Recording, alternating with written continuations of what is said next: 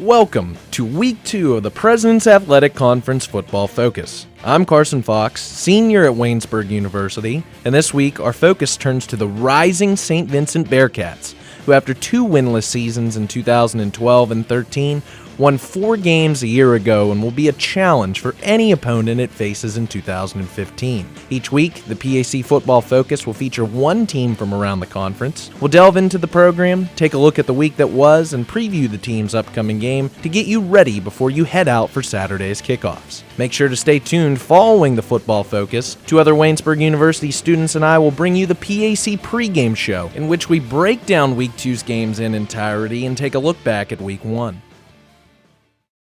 In 2014, first-year head coach Ron Dolciato was charged with the task of changing the culture of a football program that was in desperate need of getting back on the map. The Bearcats ended up winning 4 games, and 4 of their 6 losses were by deficits of 14 points or fewer. Dolciato said he knew the team was on the right path early on in the season. I think, last year when we played Waynesburg, I think, we kind of hung tough for a while. Even though we lost by a couple touchdowns, we hung around a little bit. And I think our kids start kind of feeling that, maybe we could actually win some games this year. And I think, that game helped us. The following week play Case Western Reserve, and we're actually losing in the fourth quarter and came back to win that game. But I think it's just a process of getting the kids running in the right direction and believing that they can actually win a football game. Saint Vincent ended 2014 with a wild win at Bethany in a game that came down to the wire, 41-35. Dolciato said the win was a confidence boost to head into the 2015 offseason with a win against a PAC power. A huge springboard for us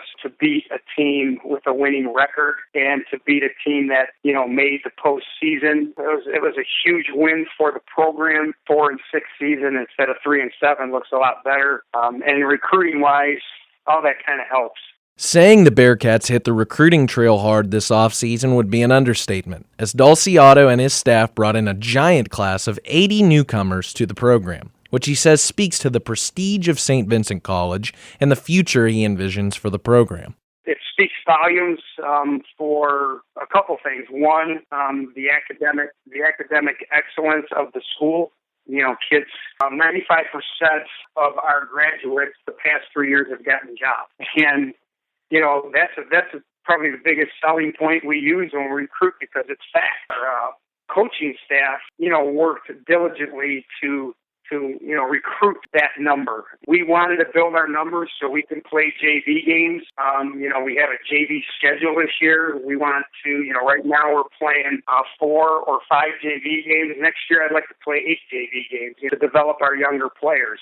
The biggest recruiting get for Dolciato was starting quarterback Evan Sheminski, who has been a college journeyman, first starting out at Division I Kent State, then Division III Power Mount Union, and then he switched positions to receiver for the Purple Raiders before ultimately heading to Latrobe, Pennsylvania to be a Bearcat. Ironically, it was Sheminski who did the recruiting. The recruiting process for Evan was very simple. He called us. He's probably one of the only players on our team that we really didn't recruit. He looked at our program. He knew me from John Carroll. He knew what kind of coach I was and what we did over at John Carroll before I took the job here. And right now he's our starting quarterback. He's a very, very good spread quarterback. He understands the spread. He caught on really, really well to what we were teaching. The fact that he was here in the spring helped out a lot.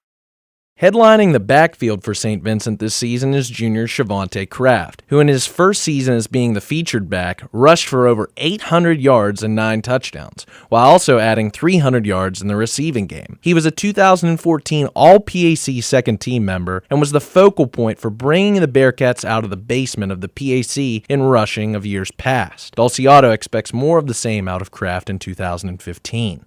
I believe he's one of the best backs in the conference. He's gotten better. That's the good part. We have a compliment to him now. We have Jannard Dorsett, who came to us this year. We feel we have 2 really good running backs. Shavonte, he's very shifty. He's powerful. Got a low center of gravity, and he's we're going to give him the ball.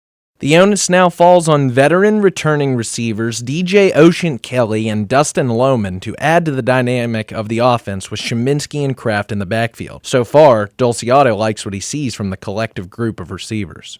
They're a year into the offense. They understand it. Lohman and DJ are two good receivers. I think we have some younger receivers that are stepping up as well. So I think that's a position that we're pretty deep at. SVC returns one of the household names in the conference. Four-year starter and multi-year All-PAC player Rennie LaRue-Holloman as the playmaker on defense. After switching positions to safety last season, Dolciato has moved him back to linebacker to better utilize his skill set with a developed and veteran secondary. I think his natural position is outside backer. I made the move because I think he could have more of an impact defensively playing outside linebacker. We felt we were deeper in the secondary, and moving him to outside linebacker, kind of solidified our linebacking core. We feel that's pretty much the strength of our defense. Their linebackers and our DBs there, and it's worked out for us. While the Bearcats finished as the best team in the PAC in regular season turnovers forced, they finished last in run defense, amongst the bottom tier of the conference in sacks, and getting opposing defenses off the field after third down. The way to do that? A great pass rush. And Dolciato has a few names of players he can count on leading the charge this season. Our defensive line we play about 6 or 7 guys. We like to keep people fresh. And Sherby Samplease, who was a freshman last year, he's probably one of our better D linemen. Dwayne Hewitt still playing nose, and now we have Cody Henry from Latrobe High School. He's a freshman, and he's playing as well. And he's a big body. He's about 350 pounds, and he can run, believe it or not. We rely heavily on our D line to get better every week. That's definitely a part of our game that we are continually trying to improve. This past week, Saint Vincent dropped its home opener to national power in Dolciato's former school, John Carroll, 26-13. Though it was a loss, Dolciato saw positive signs from his team when comparing where the team was last year after losing to John Carroll 44-0. I think defensively we played really well. John Carroll's no slouch, and I know that program pretty well. Realistically, we gave up 3 scores. Offensively, we moved the ball at times. We had 2 huge plays, 2 plays over 50 yards called back on the same exact penalty, a illegal chop block by our offensive line. We moved the ball okay. The first quarter, we moved the ball well. The third quarter, we moved the ball really well. Then we had this lightning delay, and then that kind of took the wind out of our sails. But overall, I thought we competed, and we were just as physical as they were, so that made me happy. On the docket this week, the Bearcats have Waynesburg, who they played to a 35-24 score last season on the road in a game that came down to the final minutes when a late interception thrown derailed Saint Vincent's chances at a comeback. This time around, Dolciato hopes his team will be ready when the moment is right to strike late. No, I think you're going to see the same type of. At least I hope it's the same type of game. I hope when we get into the fourth quarter this year that we're a little bit more poised, a little bit more mature and disciplined. And Waynesburg is a great program. We're coming in as probably another big underdog, and we have to give an effort that we gave last week to have a chance. My hope is that we're hanging around in the fourth quarter and steal one at home here. Among other things, Dolciato said that his keys to victory against the Yellow Jackets start with the offensive and defensive lines. If you control the line of scrimmage, you got a chance. And, we got sacked 6 times last week. We got to shore up our pass protection. We really strive to be really good on special teams. We lost that battle last week. We had 2 punts blocked. But we have to win the special teams battle, and we have to win the turnover battle.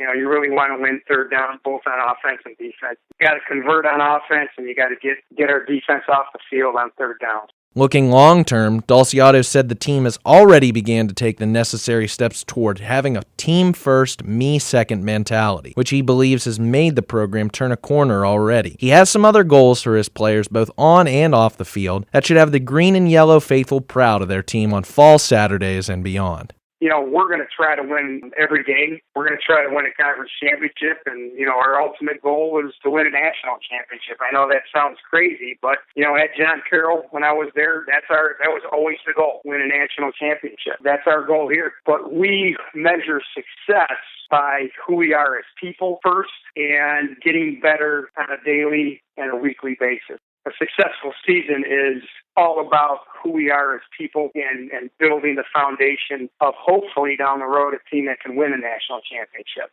I talk to our kids all the time about competition. I tell them when they wake up in the morning, they should be competing with themselves on a daily basis to be a better person, a better student, a better son, a better football player. And if they can do that every day, looking in the mirror when they're done, then they've accomplished something. Thanks again to head coach Ron Dolciato and Saint Vincent College for being featured as this week's PAC Football Focus. Coming up next week, we'll focus on second-year PAC football-only member Case Western Reserve University and speak to head coach Greg Debelak as the Spartans vie to improve upon their first year in the conference. Stay with us. After the break, it's the PAC Pregame Show here on PACathletics.org. I'm Joe Anderko, Commissioner of the President's Athletic Conference. Want to know what makes the PAC so special? Here's a few reasons why. Comprised of 10 private institutions and 2 affiliate members, the PAC remains unique in this era of high-pressure college athletics. Now sponsoring 21 sports as it celebrates over 60 years of competition, the PAC is regarded as one of the elite NCAA Division III conferences in the nation. Our student athletes excel in athletics as well as the classroom, with numerous postgraduate scholarship winners, over 150 academic All-Americans, and over 900 academic honorable recipients with a 3.6 GPA or higher in the past year alone. Want to learn more? Visit us at www.pacathletics.org or follow the President's Athletic Conference on social media. Academic and athletic excellence since 1955, the President's Athletic Conference. And welcome back. It's the President's Athletic Conference Football Pregame Show, Week 2 action.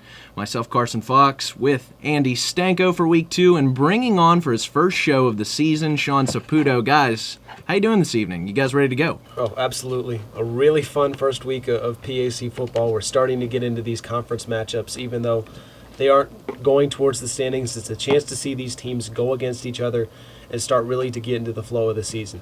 We had a perennial power in the PAC last week show off its skills against a ranked opponent. We had a couple upsets within the conference as well. It's going to be an exciting first week in PAC play. Yeah, and pointing out to one of the matchups that you alluded to, Sean, so let's take back and look at Week 1 and a lot of non-conference action.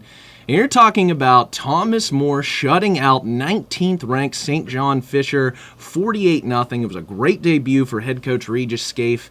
But the win definitely creates expectations now for quarterback Jensen Gebhardt. 18 for 29, 332 passing yards, and 14 TDs.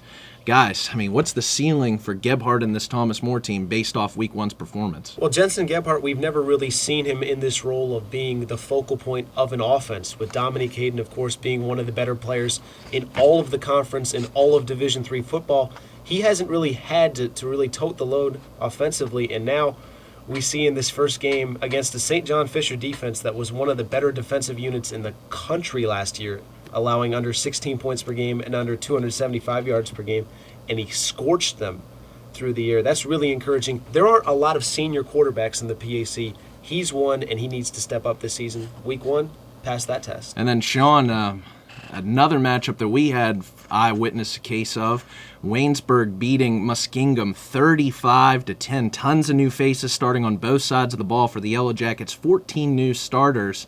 And despite a second quarter in which we saw going into halftime, it was a 14-10 lead. The Jackets break out, shut out Muskingum in the second half. What did you see from the Yellow Jackets that you liked? Swarming defense.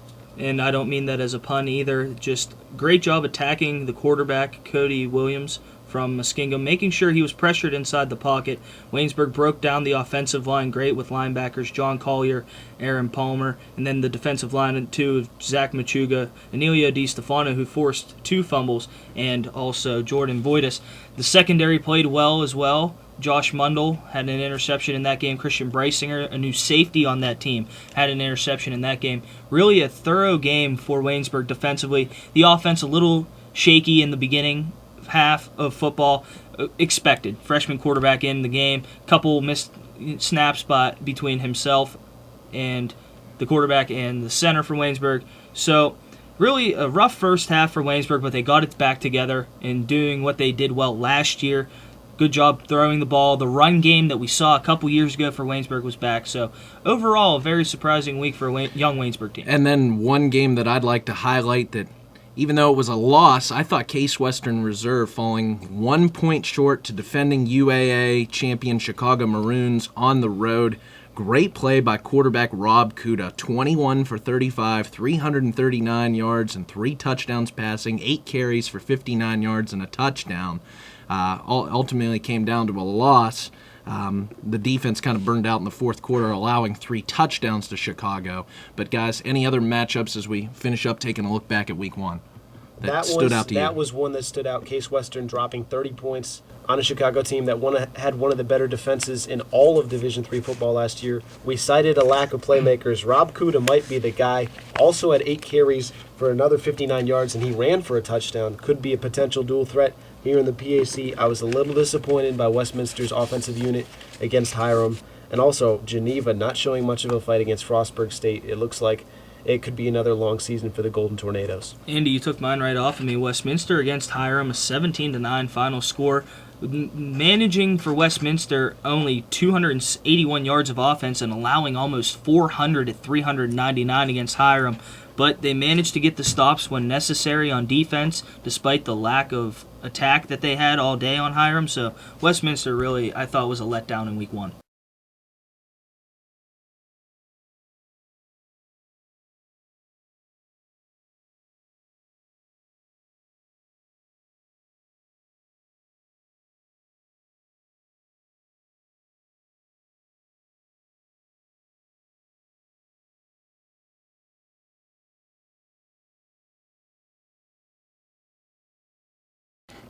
Game previews in 5, 4, 3.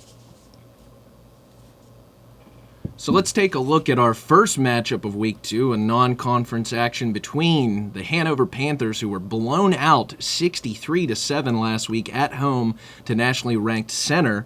At the number 16, according to D3Football.com rankings, Thomas More Saints, who are 1-0 after winning 48-0 in Week 1 against St. John Fisher. Guys, this kickoff at 1 o'clock in Crestview Hills, Kentucky. What do we see in this matchup? Well, Jensen Gebhardt, as we mentioned at the very beginning of the show, certainly answered the bell, throwing for 332 yards and 4 touchdowns. And you look at last season, Thomas More only breaking 300 yards passing twice in the season, Gebhardt doing it in just week number 1, and really Tyler Vogelpool and other players stepping up. 8 catches, 207 yards, a couple of touchdowns, and then in the run game, C.T. Tarrant, and then Javier Pitts coming in and doing a lot of his damage in the fourth quarter. Both of them ran the ball effectively. Tarrant, 6 yards a carry, Pitts up to 8 yards a carry, and really outgained St. John Fisher 600 yards to 200. Just a phenomenal performance against a ranked team, a stark contrast to last year's opener where Thomas More lost on the road to Wesley. Thomas More W&J is starting to become sort of an interesting matchup, even here in week number 2, especially if with it being in Thomas More. Well, what we've seen in the past out of Jensen Gebhardt is he's a game manager, but when turnovers come around, Jensen Gebhardt, that's where things start to go down for Thomas More. No turnovers last week in that 48-0 victory over St. John's Fisher. So with Hanover, they have to get to Jensen Gebhardt, make him cause forced turnovers, make him get out of sorts, so to speak. But overall, I think Thomas More right now showed a lot of what we hadn't expected, so to say. 436 passing yards, 600 yards of total offense. A Hanover 63-7 loss to Center is nothing to really be sad about. Center, one of the perennial powers in D3. But this Thomas More football team is looking like a very scary team, and I agree with Andy 100%. Against W&J in a couple weeks in Crestview Hills, that's going to be a very, very prime matchup in this conference. Yeah, and taking a look at Hanover, they're working in a new quarterback. He's Chase Lightfoot. He was one of 4 quarterbacks who played last season. He threw 3 interceptions interceptions a week ago. Now he has to go against this vaunting pass defense that was in the St. John Fisher backfield all week long.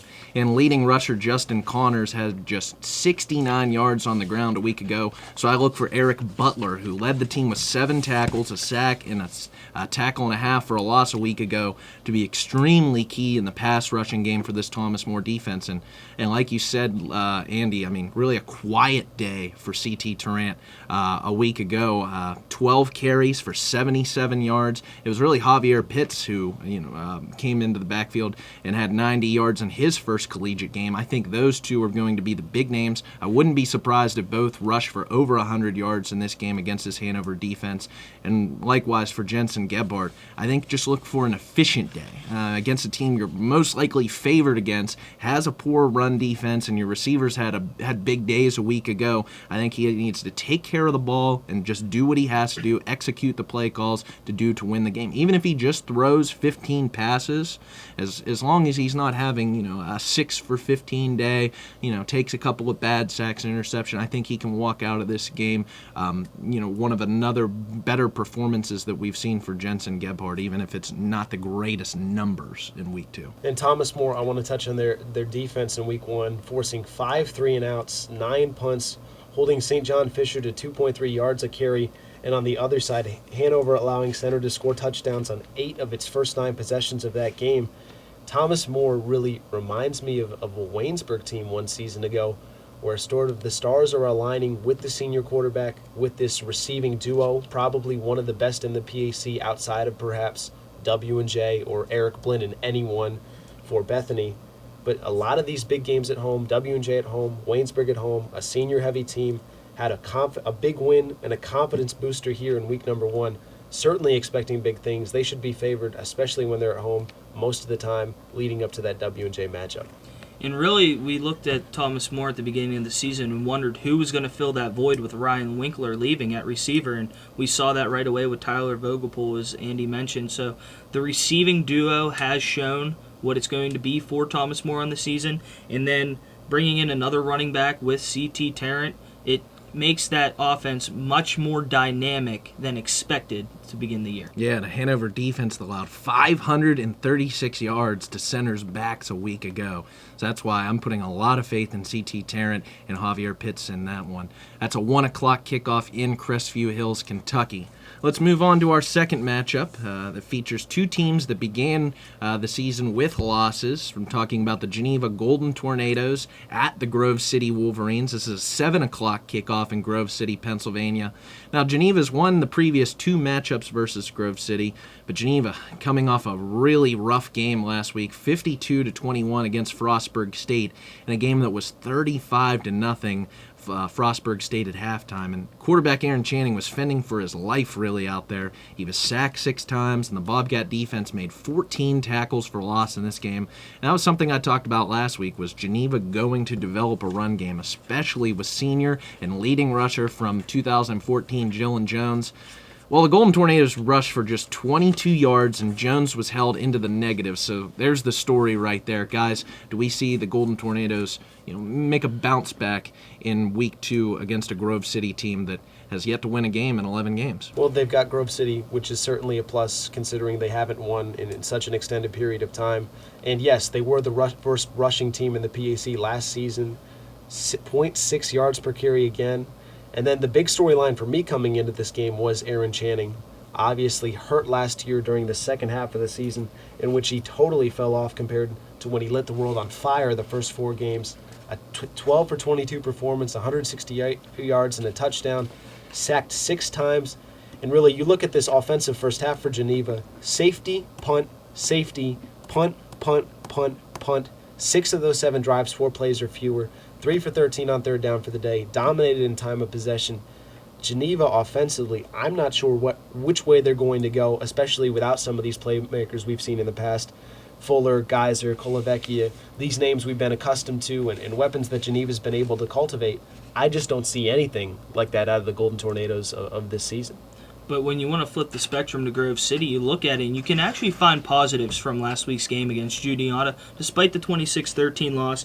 And it's the fact that we finally see Grove City with a quarterback that they're going to use on a consistent basis with Antonio Carosia, and threw 41 passes last week, completed 26, 2 touchdowns, 2 interceptions, but the difference was the offensive line broke down a lot around him. He was sacked 5 times, and Grove City did not run the ball well last week, only managed to put together 46 total yards as a team last week, 1.4 yards compared to Geneva's 0.6 yards per carry. But the passing game showed some positive sides for Grove City, and that really makes this matchup, I think, better than it looked on paper before last week with Geneva, because we expected Geneva to go out at home against Washington and play a good game. However, on the flip side, that didn't happen, and Grove City ends up coming against Geneva with a better opportunity, I believe, to win. Well, I like seeing Grove City make a comeback after trailing 19-0 at halftime. And we saw so many times last year when the deficit would just seem unsurmountable and Grove City would roll over. And like I said last week, it really all starts with quarterback play. And I agree with you, Sean. I think they found their guy in Antonio Carosia, 26 for 41. That's a high volume of passes for a guy making his first start. He threw for 250 yards. He did have 2 interceptions, but he did have 2 touchdowns. I agree with you. One way to help him out is that offensive line play, allowing 5 sacks, and the run game is, as you said, under 50 yards for the games. And I also think we caught a glimpse of what wide receiver Josh Peach can do with a decent quarterback play. He caught 9 balls for 100 yards, and really the defense did a solid job. When you take away the fumble recovery for a touchdown that Juniata had and a punt return for a touchdown, the defense only allowed 13 points and did come away with a turnover. So it seems like Grove City finally has some pieces to work with. It's just now making them gel on the offensive side of the ball. But defensively, just the fourth quarter touchdown that eventually made the score out of reach.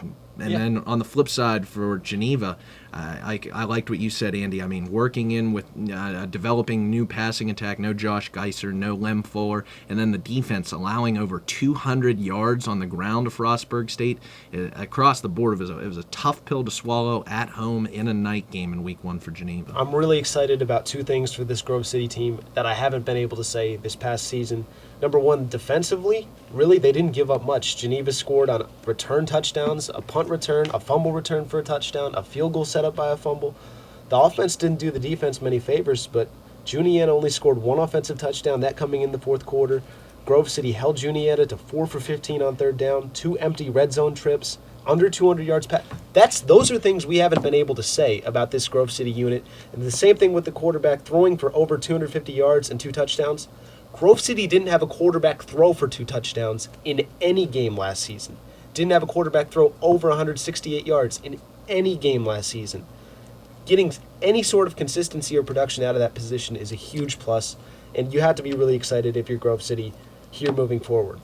It's something we haven't seen out of them, and I'm happy that they're getting it together. And to correct my mistake, not Washington, Frostburg, I was thinking of the Carnegie Mellon game. So it's okay. To correct that mistake. But I think when you look at Geneva, what they did last week, a lot of the pressure is being put on Colton Boer, the wide receiver, with 4 receptions for 79 yards and a touchdown. It looks like he's taken over the reins as the main receiver for Lem Fuller, who surprisingly we didn't see back this year. So I think Geneva's in for possibly a rude awakening against a Grove City offense that proved it has some weapons to use. Yeah, at home in a night contest. This is really a test to see whether Grove City has life against probably an evenly matched opponent, I guess you could say, at this point in the season, and after extending its losing streak to 11 games. And then for Geneva, they haven't won a road game since October of 2012. So, like you said, Sean, earlier, I think this proves to be a very intriguing matchup. Even though it doesn't go against the PAC conference record here in Week 2 because of the way the schedules play out, this is a very interesting matchup within the, I guess you could say, developing tier of the President's Athletic Conference. But let's move on. We'll move ahead to the Teal Tomcats, 1-0 after beating Allegheny a week ago at the Bethany Bison, who were routed against Division III Power Mount Union a week ago. This is a 7 o'clock kickoff in Bethany, West Virginia. Guys, what do we see between the Bison and the Tomcats? Well, with Bethany, you didn't get to see much of what we're going to see the rest of the season.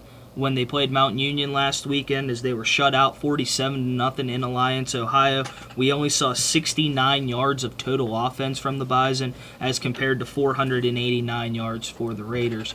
Mount Union, top tier, always good in Division III football. Bethany going out there, I give them credit for putting Mount Union on the schedule the last 2 seasons. And really, this is the only time you're going to see Eric Blinn have 5 receptions for only 18 yards. Eric Blinn was shut down. Bethany could get nothing going, run game, pass game, but the Teal Tomcats, they had a run game last week with multiple running backs getting yardage.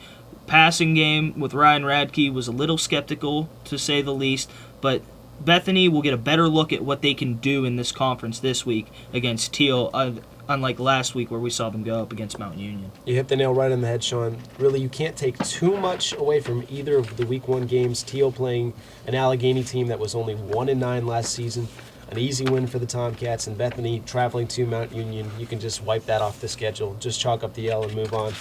But for Teal, if you're going to take anything away from this game, I can be encouraged by them running the football so effectively. 334 yards, 3 touchdowns as a team, 7.4 yards per carry as a team.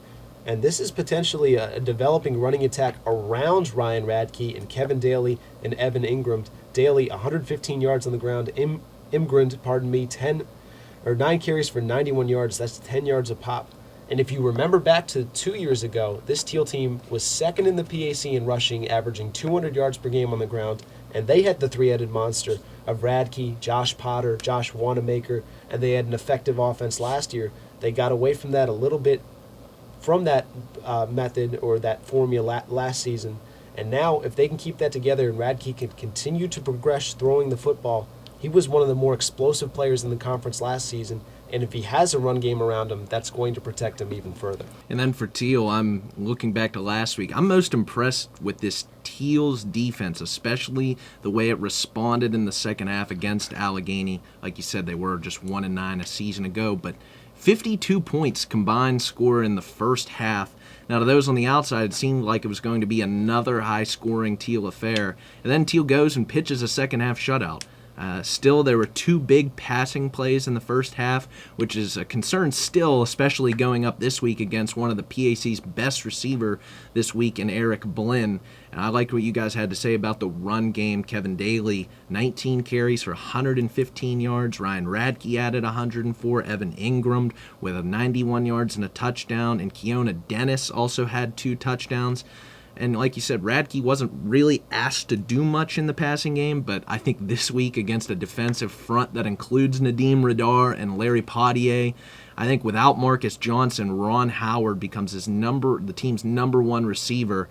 And though Paul Jones and Alex Horvatitz had touchdowns versus Allegheny, let's see what they can do against a better defense in Bethany this week. And I mean, to go along the lines of the Bison, I mean, you can't put really much analysis, like you said, Sean, into a 47-0 loss to Mount Union, especially given that last year they got blown out by Mount Union and then went off by rattling 5 straight wins. So I like what head coach Bill Garvey wanted to do, schedule Mount Union early to aspire to a program that you want to be. I think it was still concerning to me that Bethany went 3 and out 10 times in this contest and only made it past midfield on the final drive of the game when Mount Union would have had its second teamers in the contest. I love Week 1, really, guys, because it answers so much about who's going to be at the position. So I'm really curious to see how quarterback Lincoln Reyes progresses this season in Bethany's up-tempo's offense. He hasn't seen much playing time over the years, but he has Eric Blinn in his senior year to throw to and a veteran backfield of Jalen Holmes and Phil Acree. This is Radke's really first show-me game of the season. Bethany's won 4 of the last 5 matchups versus Teal, but if you recall, Teal won in 2013 at Bethany in Radke's 3rd collegiate start. So this proves to be another one of those interesting matchups between a Teal team that is trying to aspire to be, ahead in the end of the final standings over Bethany. And to go back to your point about Bethany, really, I mean, to compare to Division I somewhat, you see teams playing Division I AA teams as a tune-up game, and Bethany used Mount Union as a tune-up game to get tougher. You're going to see better skill on the outsides at the receiver, running back, and quarterback position than you will in most conferences against Mount Union. So Bethany used that as a game to get tougher, to get themselves ready for PAC play. But for Teal, we didn't see much of Eric Blinn last week. They also gave up 170 yards, 2 touchdowns on 4 receptions to Tyler Smith last week from Allegheny. So that Teal secondary has a lot to look forward to, not only with just Eric Blinn, but as Andy said earlier, it doesn't matter who's next to him. The key to this game, really, on Teal's side of the ball, it's holding the football, keeping the ball out of the hands of Bethany's offense, and especially Eric Blinn. And this is a team that led the PAC in time of possession last year and engineered 3 long drives last week against Allegheny, 12 plays, 62 yards, 5 minutes, a field goal, 10 plays, 69 yards. That one just under 2 minutes right before the half. And then one final one, 16 for 88 yards, an 11-minute drive against Allegheny in the second half to really put the game away. It ended in a missed field goal, but being able to hold the ball for that long of a period of time to keep the defense off the field and to keep the opposing defense on the field where only you can be, or hopefully you can be lethal with the ball and score. That's a big plus, and really this is a young Teal defense. The top 3 tacklers on the team were all freshmen or underclassmen with little to no varsity experience. It's a really young defense overall. It was a tune-up in the sense for Teal with a bunch of these guys getting their feet wet, getting their first real varsity experience. And last year's meeting, Teal led this game at the half, 14-10, 17-10 early in the second half, and then Bethany just turned it on, 5 second-half touchdowns, and Teal, after opening up with a field goal, fumble, punt, fumble, and by that time it's 45-17 Bethany. They were really inconsistent last season with the highs and lows. That's the biggest thing I'm looking for Teal and Ryan Radke is consistency this season. All right, guys, well, let's move on to our next matchup, featuring 2 teams that went unscathed in Week 1 with wins. The Westminster Titans at the Washington and Jefferson College Presidents in a 7 o'clock kickoff at Cameron Stadium in Washington, Pennsylvania. Now, guys, W&J owns a commanding 34-2 lead in the all-time series that first started in 1894. And W&J has also won the last 14 consecutive games head-to-head against Westminster. Guys, is it a potential we see here an upset between the juggernaut Presidents and the Westminster Titans? What do we see in this matchup? Just by looking at this game on paper, this W&J team is just a juggernaut. You said last week we had Mike Sirianni on the show saying this is his best defense that he's had while being the head coach at W&J. And Westminster offensively didn't impress me against Hiram. Defensively, holding Hiram to 3 points throughout the game, allowing a touchdown as time expired, really a meaningless score. But Paul Colombo and his offense only mustered 281 yards to 399 for Hiram. Colombo 12 for 21, 117 yards, a touchdown, and 3 picks, 5 sacks. Unfortunately, the wide receiver position didn't answer the call to fill in for Eubanks or Karazi Williams. 3 for 20 or 2 for 29 aren't the numbers you want your top receivers to have. But you see the running back position, especially with the sophomore class, is stacked. Kimu Kim is a third back with big play potential, a 53-yard touchdown run. You've got Dominique McKinley, you've got Demetrius Bentley. All 3 players have shown that they can take a ball and take it to the house at any time. But really, you're looking at a W&J team, Sean, that what is the weakness to this team? It's hard to see one. It's just across the board, these guys can really play. Well, really, it's hard to find that hole in the W&J team when offensively you lose Max Cregan at wide receiver and John Wayner at center, and defensively you lose linebacker Jarrett Pratt and corner Alex Schramm, and really you have no other losses from there on out on this team. But really one thing I want to look at in what Mike Sirianni from W&J head coach said last week was, I need to limit the carries of Ryan Ruffing. He did just that last week. Ryan Ruffing only had 14 carries all game against Worcester, but still 106 yards and 2 touchdowns for Ryan Ruffing. Good day. I still think proving that he is the premier back in the PAC, unless C.T. Tarrant has anything to say about it from Thomas Moore. Pete Coughlin, another efficient day at 21 of 27 passing, 229 yards with 2 touchdowns, no interceptions.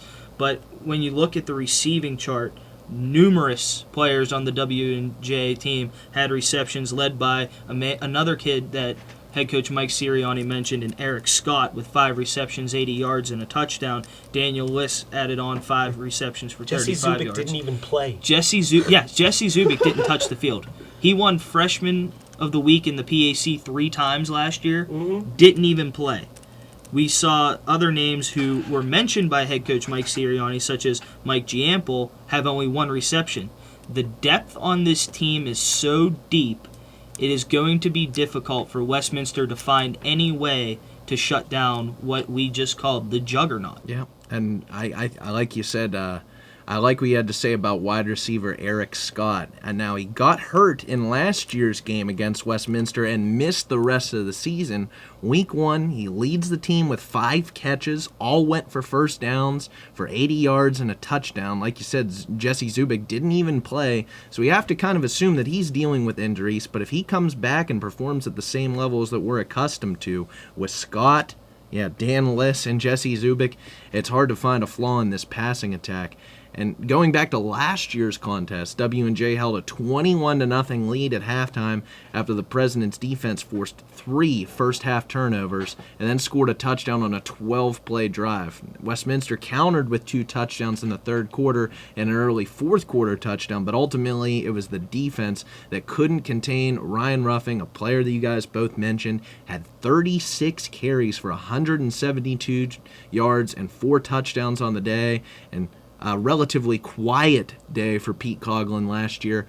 281 passing yards and 2 total touchdowns. And flash forward to last week, I'm going to hit you with a stat, and I thank the W&J Sports Information staff for this. An amazing stat that shows how dominant they were. On 5 of the President's 8 touchdowns, they needed less than a minute and a half to score. That's impressive. You take the ball, and we're going to get it into the end zone. And like you said, it was a tough day. It was tough sledding last week for the Titans in a 17-9 win against Hiram. They did have 3 turnovers forced. They stopped the Terriers on 4th down 3 times in this contest, and Hiram only scored its only touchdown in the final play of the game when the game was really over. So credit this Titans defense in that contest. But really, for this Westminster offense, especially quarterback Paul Colombo, 3 interceptions and was sacked 5 times in this contest. It wasn't really until Kimu Kim's 53-yard touchdown run under 2 minutes in the fourth quarter that really this game was over. But Westminster's working on interchanging parts in the passing game. Like you said, Andy, a whole new cast of receivers were seen in this game. Other really than Cody Allward, who had just 3 catches for 20 yards. None of the receivers on the score sheet had more than 12 catches in 2014. So if the offensive woes continue, especially protecting and giving Paul Colombo time to get rid of the ball, it's going to be a tall task for Westminster to win this game on the road at Cameron Stadium. I know this doesn't count as a conference game for Westminster, but it would be a potentially huge changing game in the PAC standings if the Titans were able to come in with an upset. It's going to be so tough because I had to sit and just laugh at the W&J stat sheet because I saw the 56 points and then I see 419 yards and I was like, that's it? That's it? 419? They averaged 500 yards of offense. That was the norm for them. When I saw the score, I was expecting, Ryan Ruffing, 33 carries, 5 touchdowns.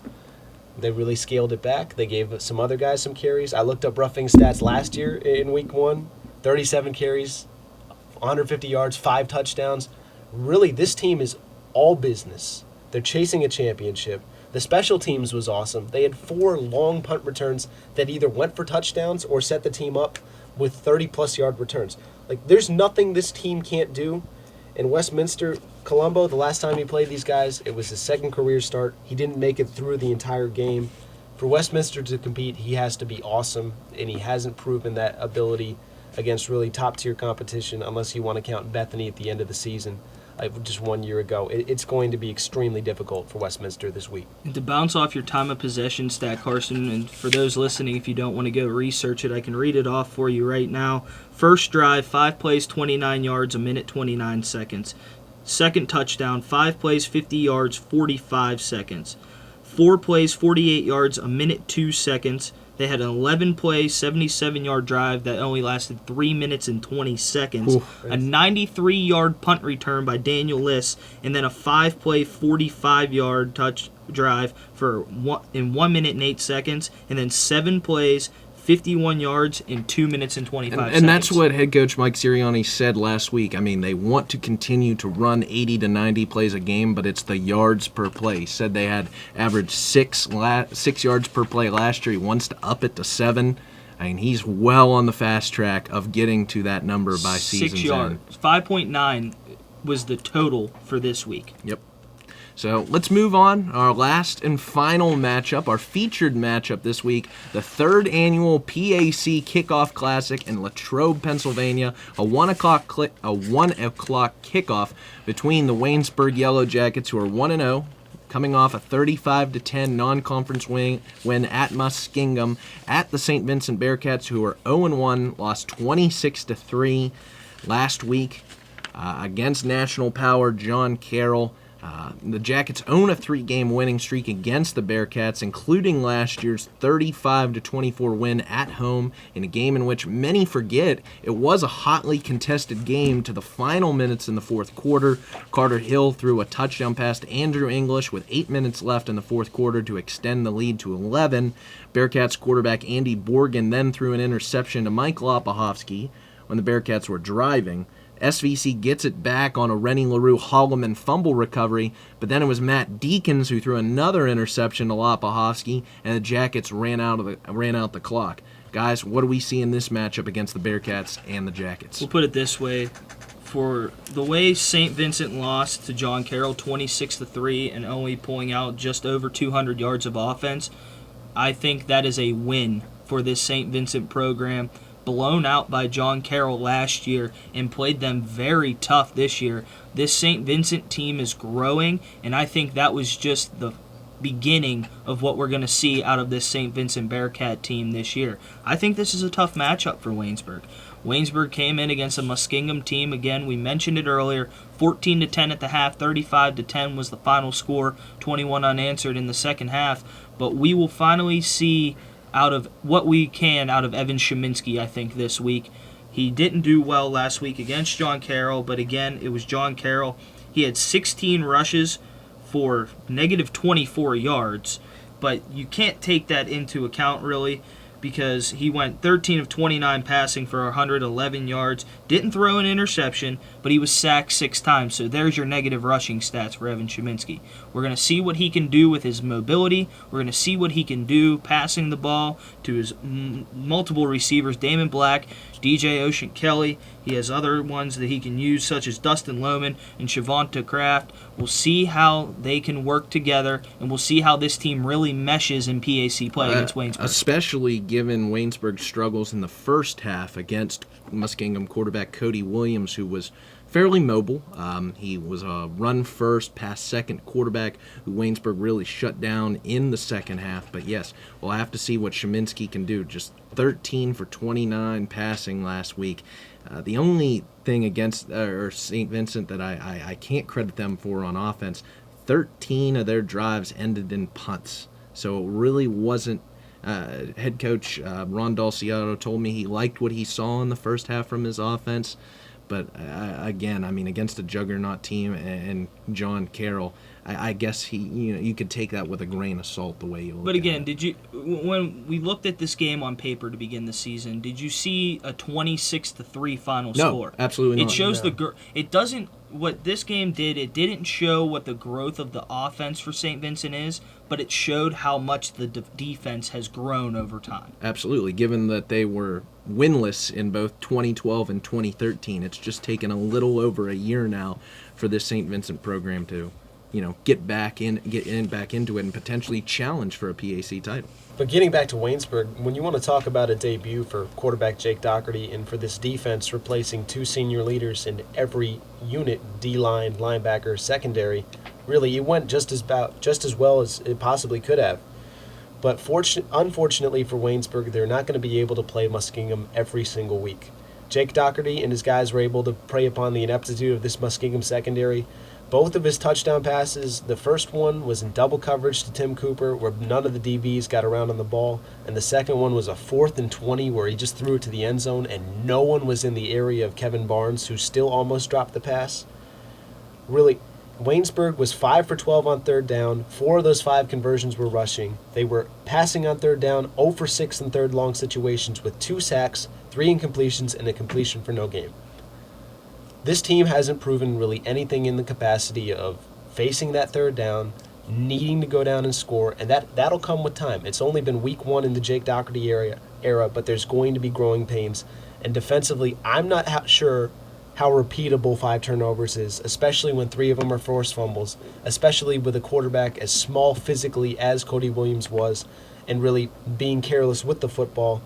The run D is a concern with so many young guys. I spoke with Aaron Palmer after the football game. He said really he believes in the pass defense of this team because it's just about getting off the ball quickly, and he believes in the members of the secondary. He loves the transition of Brysinger to safety as well as Ramel Reese's play in the secondary. But I need to see more Willie Lavelle on offense. He had 87 all-purpose yards, 89 of those yards from punt and kick returns, so he was -2 yards on offense. And we were sitting here talking last week about Willie Lavelle getting 20 to 25 carries, and you thought it wasn't going to be enough for Waynesburg. He's going to need to touch the football against some of these better teams, and Saint Vincent is one of these better teams. Yeah, but you're missing a guy who was sensational, and after almost missing all of 2014, running back senior Jerry Lawman, 16 attempts for 113 yards and 3 second-half rushing touchdowns. Once Waynesburg changed its offensive dynamic and wanted to go ground and pound, they were moving the ball at ease against this Muskingum defense. I think it's going to be, a taller task against a veteran secondary to pass the ball, so I would look to see if Waynesburg's going to continue to run the ball in this contest. And on the reverse side of the field, this was Shavonte Kraft's first collegiate game as a Bearcat last season at John F. Wiley Stadium in Waynesburg. He had 90 rushing yards. He had 2 touchdowns on 22 carries. Also had 4 catches for 29 yards and a lot of misdirection, draw plays, counter plays. He can catch the football as well as any back in this conference. Him and Willie Lavelle, their receiving stats last season were very similar. And that's why I key Shavonte Kraft in this contest. If St. Vincent wants to be the type of the multiple offense with Sheminsky in the passing game with Kraft out of the backfield. But yeah, Tim Cooper came up strong. Same with Kevin Barnes Jr. in the receiving game. Jake Doherty threw a couple nice deep balls. Still some errant passes on some of the shorter passes. So I think this is going to be one of the most evenly matched up contests in Week 2 action. And I think what will benefit Waynesburg in this contest is, in the way head coach Rick Shepis did this, was he didn't show his cards. That's right. In Week 1, and St. Vincent now has no tape on Willie Lavelle. They don't know how he's going to be used. Will we see Willie Lavelle line up at wide receiver like he did most of the contest against Muskingum, where Andy said it, 2 receptions for -2 yards. He was throwing short screen passes that did nothing. And when he was throwing certain passes, it was either overshot or short to him. But all they have tape on him is in the return game. So now I think that was a very smart move by head coach Rick Shepis, and I think that now puts the focus on Cooper and Barnes for St. Vincent, and then all of a sudden, at the snap of a finger, you could see Willie Lavelle lining up at running back or wide receiver. And I think the key for this game for Waynesburg's defense is now being against a competent offense that can run and throw the football, perhaps a mobile quarterback threat in Sheminsky, who played wide receiver for the first couple of years in which he was in college football. Waynesburg's defense has struggled traditionally with some of these mobile quarterbacks the past few years. But really, talking to Aaron Palmer last week, he said if we could get Muskingum to be one-dimensional, we could create turnovers. We'll see if Waynesburg can do that. I certainly believe in the talent of Shavonte Kraft. He's one of the better backs in the PAC. They're going to have their hands full with him defensively. And if Sheminsky is as good as he's advertised, a Kent State Mountain Union product, certainly Waynesburg defensively, especially with Josh Mundell not playing in this game, they'll have to step up their game from Week 1. And don't underestimate special teams. A Darius Brown 99-yard kickoff return last year changed the whole complexion of the game for St. Vincent. They blocked more kicks than anybody a season ago. Dolciato really spends time on the special teams unit, for sure. Yeah, so make sure to tune in to that contest. And that'll do it for us here on the PAC Pregame Show. Andy, Sean, I greatly appreciate you guys being here, and thank you for tuning in to both the PAC Football Focus with Saint Vincent head coach Ron Dolciato. Next week, in Week 3, we talk to Case Western Reserve University head coach Greg Debelak as they gear up for Week 3 action in the President's Athletic Conference. Thanks for tuning in, and we'll see you next week here on PACathletics.org.